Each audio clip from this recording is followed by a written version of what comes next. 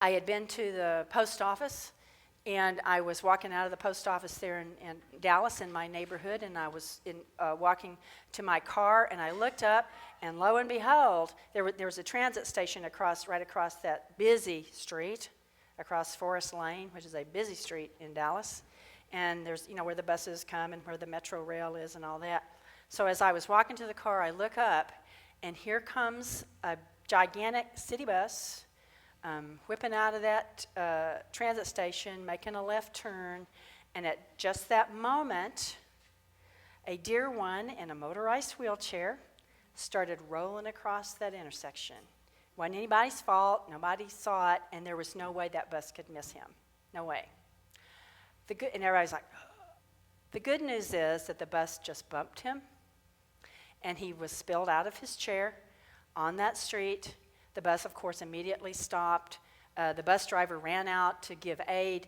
The man's woman companion was in hysterics. And so I walked over while the bus driver was giving aid. He was, of course, calling EMS immediately. I just stood there and just held that woman. She was just hysterical. So I just held her and talked to her, and pretty soon the EMS arrived and they were addressing it. Certainly he was shaken and so forth. He was not harmed severely, just very shaken up and so forth, and they needed to talk with his companion. So, okay, everything's in hand. So I turn around, and I had no idea this woman had been standing there. There was this very loving woman who'd been a loving, silent witness to this whole thing. She was very tiny. She had on a long coat and a hijab covering her hair.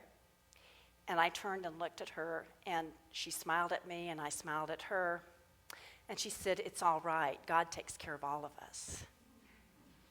And we gave each other a hug and walked on.